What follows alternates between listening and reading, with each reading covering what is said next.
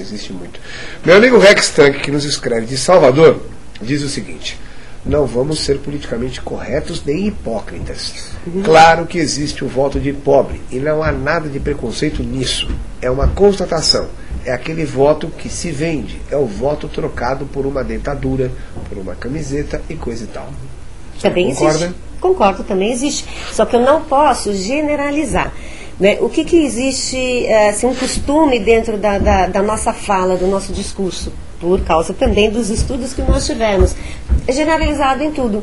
Os pobres, os negros, as mulheres. Não, que pobres, que negros, que mulheres. Eu tenho uma parcela já da população pobre, entre aspas, que eu não gosto muito dessa nomenclatura, né?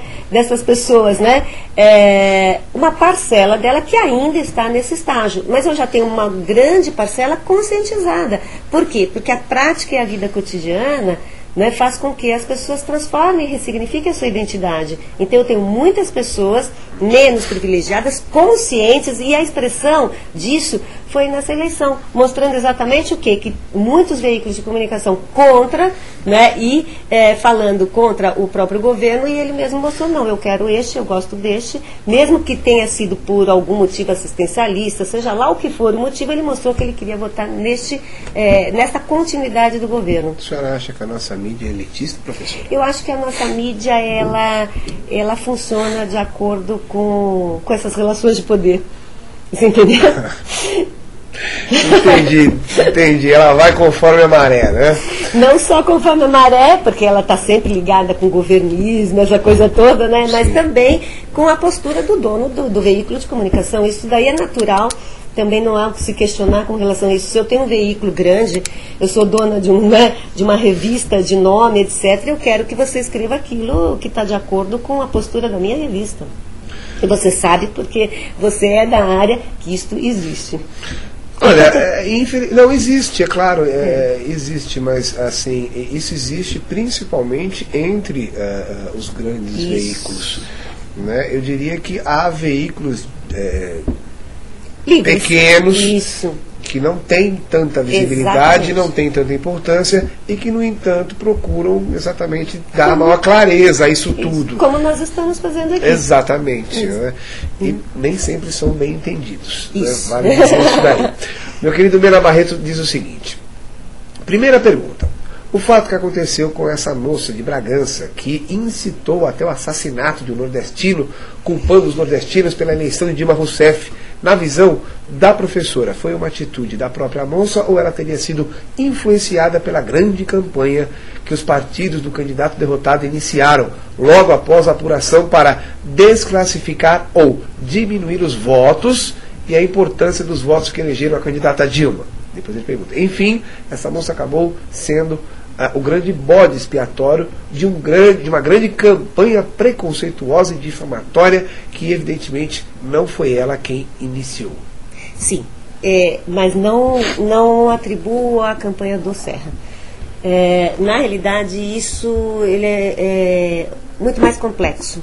Né? Na realidade, essa questão com relação ao nordestino é muito problemática, esse preconceito, porque ele foi crescendo desde lá de trás. Se você pegar um pouquinho e analisar desde Euclides da Cunha nos sertões, você tem uma desqualificação do cara do sertão, né, como se ele fosse um povo de segunda categoria, inferiorizado, e uma pessoa que é suscetível a lideranças carismáticas, né? Então, ele lembra, quando você discute um pouquinho Canudos, você vê isso, não é questão do messianismo, mas sim por lideranças carismáticas, como seria o Lula ou quem o Lula está indicando, né? Então essa desqualificação, ela vem de uma historiografia e de uma forma de se escrever a história muito antiga do Instituto Histórico e Geográfico, onde colocavam, né, as teorias raciológicas em evidência, falando que existia uma raça, olha só que horror, superior, um tipo físico superior, né?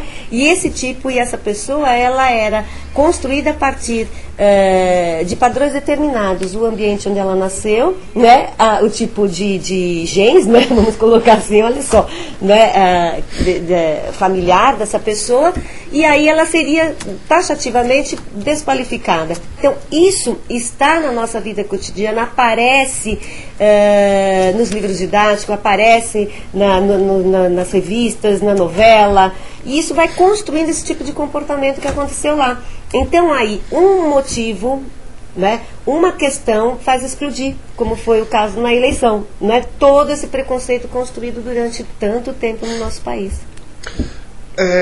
Nós temos eu acho que há essa visão, né, em termos de política, porque o PT, falem bem ou falem mal, ele teve uma política voltada para uma população que durante muito tempo foi esquecida. Isso. Que é exatamente o cidadão, o nordestino, Isso. do sertão, os isso. excluídos. Os né? excluídos. E eu até falando recentemente com um sociólogo, eu sempre critiquei a determinados planos de governo, como é o caso do Bolsa Família, né? Porque os chamados assistencialistas.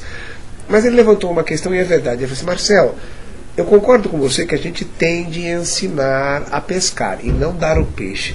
Mas como é que você vai ensinar a pescar uma pessoa que sequer sabe pegar em uma vara, não tem forças para pegar numa vara? Então, primeiro você teria que alimentar, dar a base e depois sim ensinar. Né? Florestan Fernandes falava muito disso.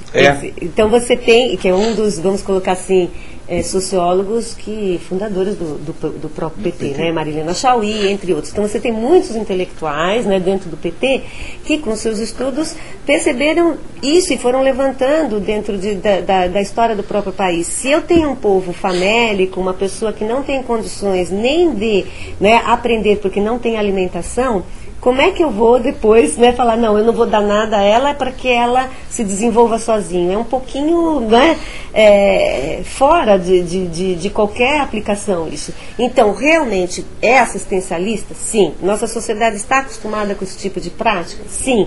Mas às vezes ela é necessária, como as cotas também às vezes são necessárias.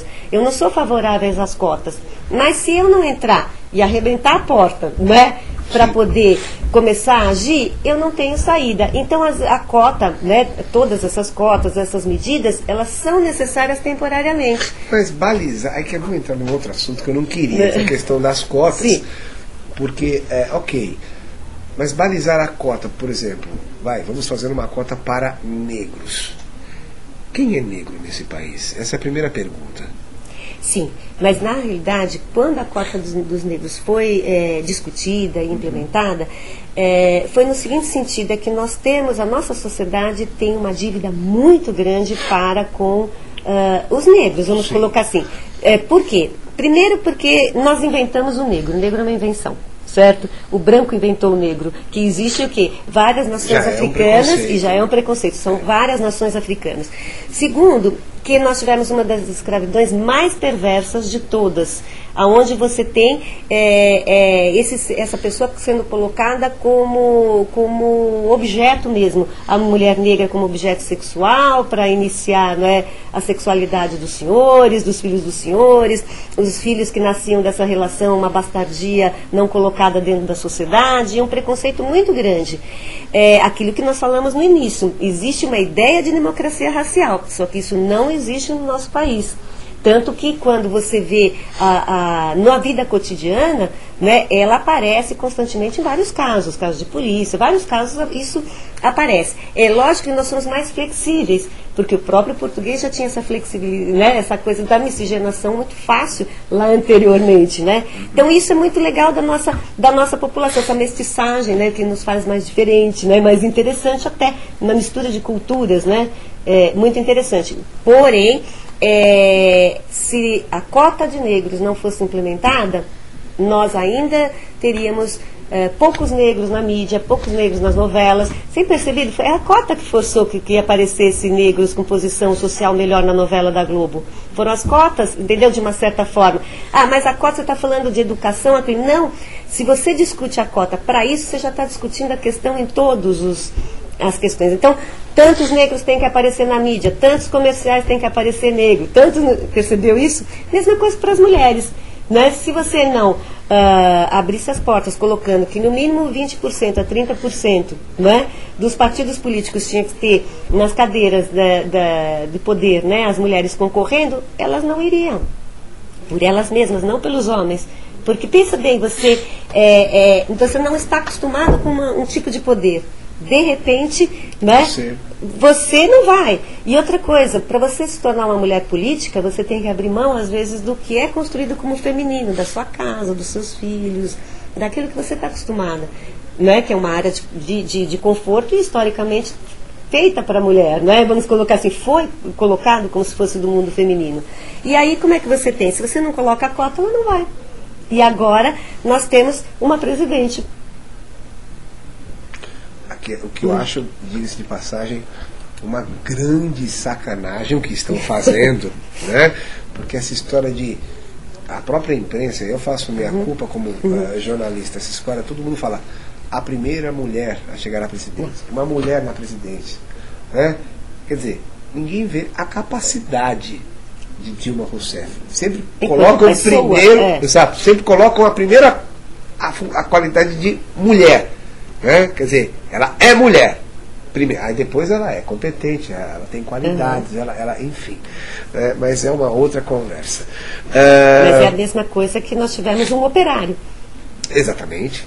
Certo? Então, olha só que interessante. Deixamos um sociólogo para um operário. Né? Então, operário, um negro nos Estados Unidos e uma mulher agora. Olha que interessante. Que, diga-se de passagem, utilizou de maneira muito hábil essa condição de ser operário e semi-analfabeto. Com certeza. Até então, né? Que é o que mantém, aliás, essa popularidade. Sim. Essa coisa do falar errado. Ele nunca vai falar correto. Porque ele sabe, lógico, é uma pessoa inteligentíssima. Sim. Mas por que mantém isso? Porque ele mantém as suas raízes e ele está voltado para os iguais, né, aos seus iguais. No dia que ele mudar a sua postura, você tem historicamente isso, né? O que acontece? Aquilo que nós iniciamos nossa conversa. Você acende socialmente um pouquinho, você vira as costas para o outro. Agora eu estou voltado para os mais ricos, eu não olho mais para o outro grupo social. E ele não, ele se manteve na sua posição.